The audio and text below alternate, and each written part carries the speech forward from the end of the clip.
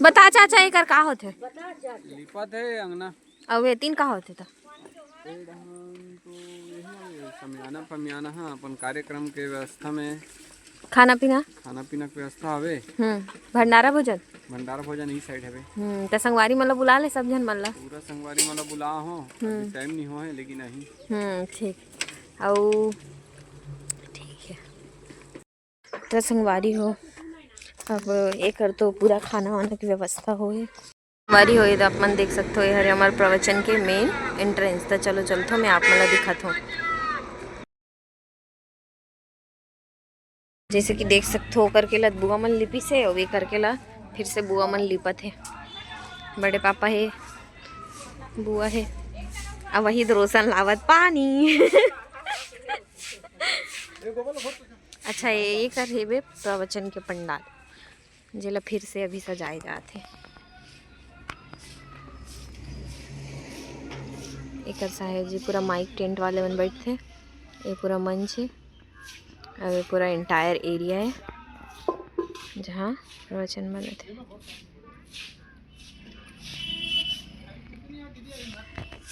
का मतलब है मुलायम मिट्टी, जैसा आप आकार देना चाहो दे सकते हो। यदि वो गलत बोले तब उनको संभालो। अच्छा घर वाले ही गलत बोल रहे हैं तब क्या होगा? आप बताओ मुझे। यही लोग बेसाले कह रहे हैं, कहते हैं नहीं कहते हैं? हाय कर, बहुत जल्दी जल्दी अबे हाय करना है। बाकी से आ रहे थे क्या बताऊं, छोटे बच्चे सुबह टहलने का रामला के आगे कोई गांव वहां तक गए थे, फिर वहां से लौटे थे दो लड़के। तो ये देख खाना सब्जी सब लग गए काबर की अभी लंच ब्रेक होने वाला है।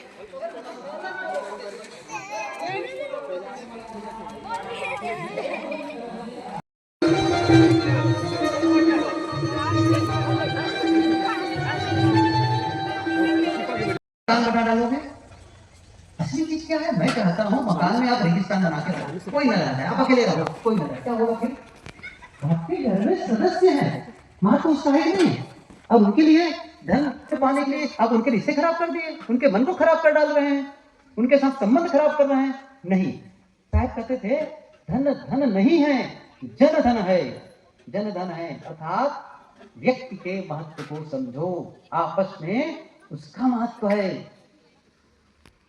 एक धनी आदमी था, पत्नी का जन्मदिन था, तो पत्नी के जन्मदिन के अवसर पर धनी था ना, वो एक कार खरीद के लाया और पत्नी को गिफ्ट किया।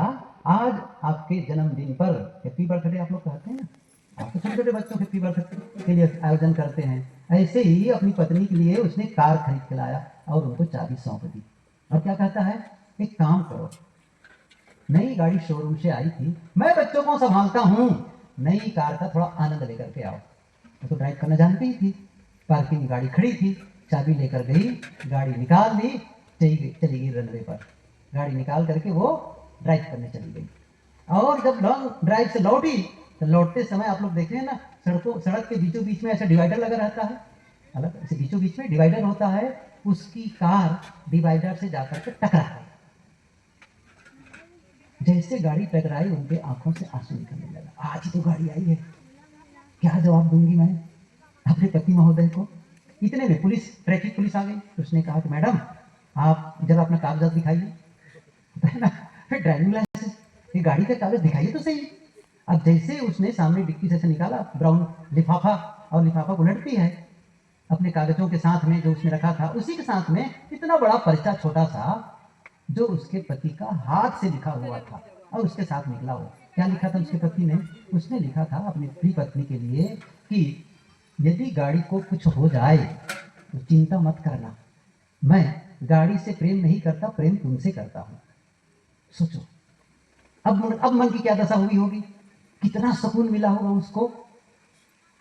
मेरा मतलब है आप गाड़ी को लेकर, वस्तु को लेकर, एक कोई सामान टूट गया उसको लेकर के आप इतना प्रहार कर डाले। अरे सामान तो फिर से खरीद के ले आओगे, रिश्ते कहां से खरीद करके लाओगे? इसलिए सम्मान करो, असली बात है। प्रेम करो। गलती सबसे होती है। अच्छा, गलती किससे नहीं होती? कोई है जो हम में से हाथ उठाकर कहे आज तक मेरे से कभी गलती नहीं हुई है? नहीं, हम सबसे गलती होती है। अच्छा, तब क्या चाहते हैं गलती होने के बाद में? क्या चाहते हैं? मेरे से गलती हो गई, आपसे गलती हो गई, तो आप क्या चाहते हैं गलती होने के बाद में? हम सब एक ही चीज चाहते हैं, मेरी गलती को लोग क्षमा कर दें, किसी दूसरे को मेरी बातें ना बताएं। यही तो चाहते हैं ना। जब मैं ये चाहता हूं कि मेरी गलती को क्षमा कर दे लोग, तो दूसरा भी वही चाहता है कि उसकी गलती को क्षमा कर दे। करनी चाहिए नहीं करनी चाहिए? जब लड़कियां आती हैं जिनकी शादी प्राय नहीं हुई होती, मैं उनसे कहता हूँ अभी तो आपका पार्ट 1 चल रहा है, अध्याय 1 सही, कि जब पार्ट 1 शुरू होगा, सेकंड अध्याय, क्या उसकी भी तैयारी कर रही हो? वहां राजस्थान की बात है, एक जगह इसे शाम के टाइम भोजन के लिए बुलाए थे, कई साल हो गए। तो घर में बिटिया थी, परिचित घर। मैंने कहा कि क्या कर रही बेटी इस समय? साहब मैं एमबीए कर रही हूँ। अच्छा, एमबीए कर रही हो, इसका मतलब मैनेजमेंट की पढ़ाई?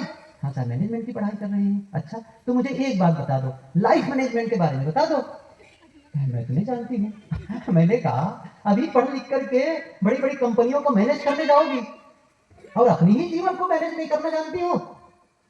सोचो, आप जो पढ़ाई कर रही हो आपको पता है?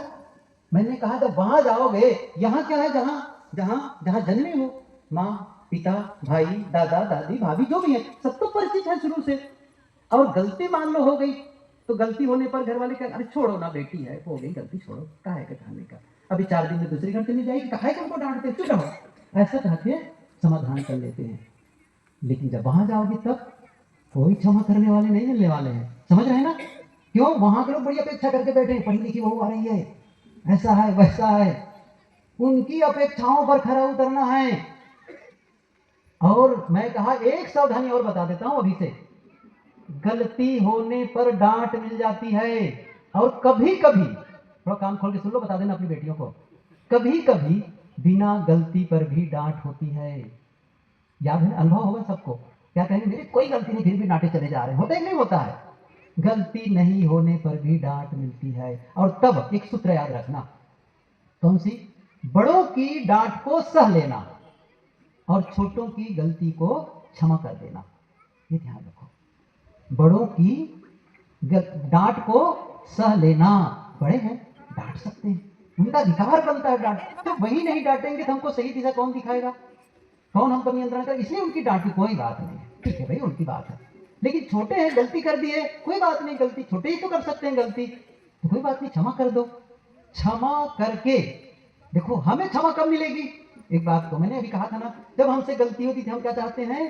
क्षमा कर दें, यही तो कामना करते हैं। लेकिन हमें क्षमा कब मिलेगी? हमें क्षमा तब मिलेगी जब हम किसी को क्षमा किए रहेंगे। यही चीज बोना है। क्या कह दो, मेरे से गलती हो गई, क्षमा कर दो। क्यों? रिश्तों को आपको वापस लाना है, उसको वापस लाना है, उसके रिश्तों को बचाना महत्वपूर्ण है, न कि अपनी गलती का विश्लेषण करना, दूसरे की गलती का विश्लेषण करना।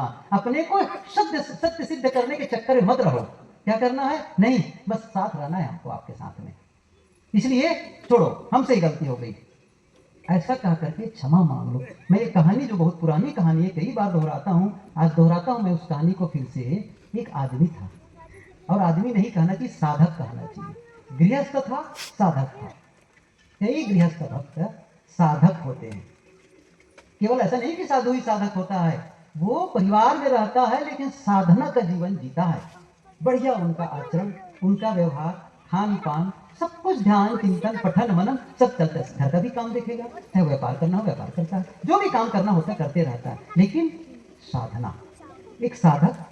तो उसका जो दामाद था, एक बार कहा कि हाँ पिताजी, मुझे कुछ व्यापार शुरू करना है नया, तो पैसा आप कुछ दे हेलो। दें, आपके पास है तो, ताकि हाँ मैं बोलो, व्यापार कौन? कर सकूं। उसने कहा ठीक है, पैसा ले लो। 3 हाँ लाख ठीक है, रुपये बोलिए। वो उधार ले लिए। हाँ जी। अब व्यापार शुरू कर दिया वो 3 लाख रुपये अपने हेलो। ससुर से लेकर के वो इंसान। और फिर क्या हुआ? व्यापार में बढ़ोतरी होती चली गई, प्रगति होती चली गई। लेकिन तब क्या हो गया? अब पैसा लौटाने का नाम नहीं ले रहा था। 1 साल 2 साल 4 साल 5 साल, अब इतना पैसा कमा लिया था, अब लौटाना चाहिए है, ससुर तो है, लौटा देंगे जब होगा, नहीं लौटाएंगे तो क्या रखा, ऐसा मन में हुआ होगा, जो भी हुआ होगा। 8 10 साल 12 साल बीत गए, वर्षों। अब अब उनके जो ससुर जी थे, जो साधक थे, अब अपने रिश्तेदारों को बताने लगा, अब देखो जी मैं अपने उस दामाद को पैसा दे दिया, 3 लाख को लौटाता नहीं, अपने मित्रों में चर्चा करने लग गया। और ऐसा चर्चा का विषय, उसको चर्चा करते करते अब जब कभी वो ध्यान में बैठता, कभी साधना में बैठता, तो वही चलने लगता। उसने कहा कि बड़ा गड़बड़ है, मेरी तो साधना ही चौपट हो रही है। गुरु जी के पास गए, गुरुदेव मैं तो बहुत परेशान हूँ कि क्या हुआ, बताया सारा विवरण, मैंने पैसा दे दिया और वो चल करके मेरी साधना खराब हो रही है। सारी बातें सुन करके गुरुदेव ने क्या कहा, बेटा एक काम करो, चले जाओ बाजार, बड़े दुकान, और बहुत सारे फल और बहुत बढ़िया मिठाई ढेर सारी खरीद के ले जाओ और अपने दामाद के घर जा करके क्षमा मांग लो। उसने कहा गुरु जी आप कैसी बात कर रहे हैं, पैसा तो उसने लिया है, लौटाया उसने नहीं, और मुझे ही कह रहे हैं क्षमा मांगने के लिए, मेरी क्या गलती है। उसने कहा देखो भाई, ताली दोनों हाथ से बजती है, एक हाथ से बजती नहीं है। कहे महाराज मैं समझ रहा हूं आपकी बात, लेकिन आखिर मैंने कौन सी गलती कर दी है। तब गुरुदेव ने क्या कहा उन्होंने कहा देखो, गलती किसकी है, जो पैसा नहीं लौटाया उनकी गलती है, तुम्हारी गलती क्या है, जो जगह जगह लोगों के साथ में उसकी बुराई करने लगे, इसी के नाते तुम्हारा मन अशांत हो गया है। उसको बात समझ में आई, उसने कहा सही कहते हैं, और उसने क्या किया, गया सामान दिया, बहुत फल मिठाई, और रात के करीब 9 बज गए थे, गाड़ी लेकर के सीधे उनके घर पहुंचा। और घर के अंदर में क्या, उनकी बेटी, उनका दामाद, उनके जो बच्चे थे, नाती पोता कह लो, नहीं नाती नतनी कहना चाहिए है कि नहीं है, मतलब लड़की के जो बच्चे थे वो सबके सब भोजन करने के लिए बैठ रहे थे। डाइनिंग टेबल नहीं होता है, सब भोजन रख दिए हैं और सब लोग बैठ करके खाना है। इतने में खटखट की आवाज आई दरवाजे पर, तो उसका जो बेटा था, मतलब उसका जो नाती था, वो जाकर के दरवाजा खोला। दरवाजा जैसे खोला, इतने जोर से उसके मुंह से आवाज निकल गई कि नाना जी आ गए, नाना जी आ गए। उसकी बेटी ने सोचा पिताजी आ गए, 12 साल से भी ज्यादा समय हो गए इस दरवाजे पर वो नहीं आया था, मिले ही नहीं थे। बताओ, कोई लड़की अपने पिता से 12 साल तक न मिले, 15 साल तक नहीं मिले, कितनी बड़ी बात होती है। और आज जैसे वो फाटक खुला, वो धड़धड़ा के अंदर चला गया, और मिठाई और फल को उसी टेबल पर रखते हुए क्या कहता है अपने दामाद से, बेटा मुझसे गलती हो गई, मुझे क्षमा कर दो। जैसे ही उसके ससुर ने क्षमा मांगा, वो रोने लगा, और बस पैर पकड़ लिया, उठा करके उसने छाती में लगाया, अपने सीने से लगा लिया, रोता रहा। कुछ समय बीता, अलग हुआ, अब बेटी का नंबर था। बेटी अपने पिता के सीने से लगकर रोने लगी, पिताजी कितने साल के बाद मिले थे। और इसी बीच दामाद घर के अंदर गया, अलमारी से पूरे रुपये 3 लाख निकाल करके रखते हुए क्या कहते हैं, पिताजी ये रुपये आप रख लीजिए। तब उसके जो पिता थे ना साधक, उसने क्या कहा, बेटा आज मैं इस कौड़ी के लिए नहीं आया हूं, और जिसके लिए मैं आया था ना वह मुझे मिल गया। अब उसने क्या कहा, नहीं पिताजी, अगर आप इन रुपयों को नहीं रखोगे तो मैं जीवन भर चैन से नहीं रह पाऊंगा। उसने पैसे रखे और उन्हीं के बच्चों में रुपयों को फिर बांट दिया। और रात में करीब 10:30 बज गए थे, 10 बज गए थे, 10 से ज्यादा 10:30 11, सबके सब गाड़ी में बैठते हैं, और फिर वो अपने घर ले आए साधक। माँ अपनी वो बेटी थी ना, 15 साल या 12 साल के बाद में माँ से मिलने जा रही थी, भाभी से मिलने जा रही थी, सोचो जरा से। और वहां जाने के बाद जो माहौल बना, सबके सब मिले और आपस में किस प्रकार रोए और गले मिल करके, बिल्कुल ही अलग माहौल बन गया था। क्यों ऐसा हुआ, गलती नहीं होने पर भी क्षमा मांग लिए। कुछ बेतुके झगड़े, कुछ इस तरह खत्म कर दिए मैंने, जहां गलती नहीं भी थी वहां भी हाथ जोड़ लिए मैंने। रिश्ता निभाना है, हमें कोई महाभारत का युद्ध करना है कि भारत और पाकिस्तान की लड़ाई करनी है, नहीं, आपके रिश्ते आपके हैं अपने। गुरुदेव जी ये भी कहा करते थे, भाई भाई हैं, व्यवस्था बनी अलग अलग भी रह लेते, कोई बात नहीं, अलग अलग रह लेते हैं तो आपस का प्रेम बना रहे। अब लड़कर के ही अलग होने की क्या जरूरत है।